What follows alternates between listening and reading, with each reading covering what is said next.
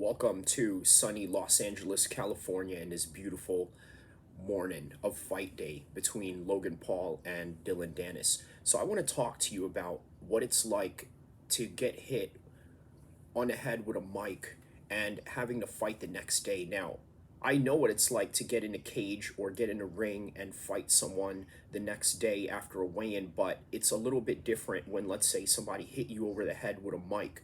Okay, now why is that different? Well, because now you're creating a psychological edge going into that fight. You got to understand how much it hurts to get hit with a microphone and the type of mental damage that you're going to have to go in there with. Now you're thinking to yourself, this guy is capable of this. But the other side of it, you also got to understand is that it's just a boxing match, right? Which, by the way, I find very interesting why this is a boxing match rather than, let's say, a mixed martial arts fight. Because the way that I see it, a mixed martial arts fight is literally a street fight with sanctioned rules, meaning that there's very few things that you're not allowed to do. Like, you can't bite a person, you can't kick them in the nads, you can't do anything illegal, such as like hitting them in the back of the head. Other than that, everything is on limits.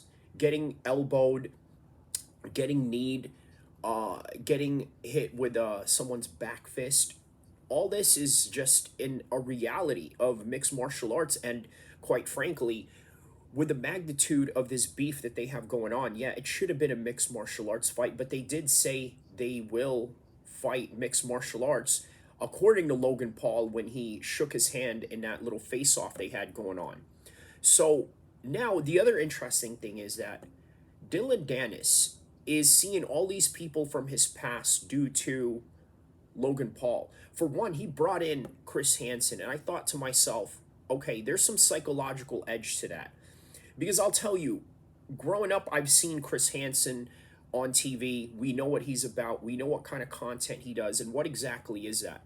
Well, the type of content he does is that he goes after predators, people that are nunces, people that are pedos, that are chesters and whatnot.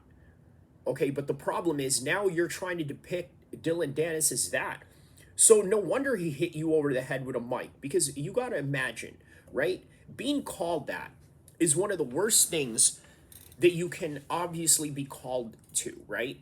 Because you can go to prison for murder, you can go to prison for robbery. And by the way, speaking of robbery, I'm in Hollywood right now. If you guys don't remember, one of the biggest bank heists in the history of mankind took place here in North Hollywood with that little North Hollywood shootout they had going on. But that's neither here or there. The point is, you go to jail for any of these things, nobody in jail is really going to go after you unless maybe you're a rival gang member or anything like that. But if there's one thing that police, the COs, the prisoners, and the gang members have in common, is that they just don't mess with child molesters, and with good reason. Now, when you go and you accuse somebody of something like that, and then you bring in Chris Hansen just to amplify everything, on top of that, Logan Paul also brought in, what's this guy's name? The bouncer in New Jersey at the Jersey Shore bar that choked out Dylan Danis. He brought him in there. Speaking of choke, he also brought in World Jiu-Jitsu champion Gordon Ryan, who, by the way, is literally the Floyd Mayweather of jiu-jitsu, which makes Dylan Danis in that sense sort of like the Canelo of jiu-jitsu. But nonetheless, he's his rival. He brings him there to Manchester, England at the weigh-ins, and I'm thinking to myself, well, Logan, you got to understand something, right? You can't bring Gordon Ryan in there with you. And then on top of that, it's a boxing match. It's quite useless to bring him there, but I get it. I think I know why he brought him in there. Reason being, because of the fact that he's shocked with getting hit with a microphone on his head. And that's going to bring some kind of psychological damage to you, thinking that, wow, this person is capable of anything. Okay, and you're going to be just a little bit afraid of that person. I'm not saying you're not going to engage that person in a violent confrontation or in a sanctioned fight, but the one thing you got to understand is it does affect you a little bit. You'll think twice about looking at that person the wrong way or doing anything. But also, you also got to think, right?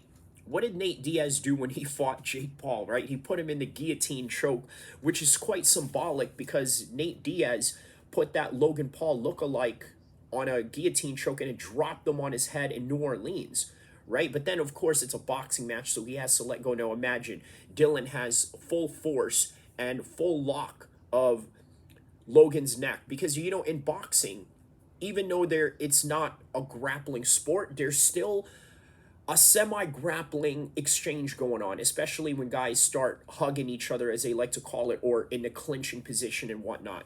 So imagine Dillion gets a hold of his neck, right? Is he gonna let go, knowing that you got all this lawsuit going on, you got this guy trying to bankrupt you, and then you got this guy trying to ruin your reputation. But then, of course, it's all fair game because guess what? Dillion's sort of doing the same thing. But the only thing that he's doing, in all honesty, Dillion is just sort of showing the obvious, right? Okay, your fiance has been with this guy or that, and I have pictures. Or it doesn't even say or hint any type of specific indication as to what exactly Nina Agdal was doing, right? But he just posted pictures, but then it was enough for them to sue them. But still, it's quite a messy situation, right? So interesting enough also, Logan also wore a ski mask going into this fight, right? And I thought that was interesting because there's a cut in his face, right? You can't go into a boxing match with a mask, right? It's not WWE. I know Logan is a WWE superstar now. It's not Rey Mysterio. By the way, he did have a match with Rey Mysterio. He had a thing going on, I think, when Logan first entered the WWE. Neither here or there. But yeah, he wore a mask, a ski mask, a baklava, as they call it, or sort of a ski mask of some sort. By the way, worn by most bank robbers.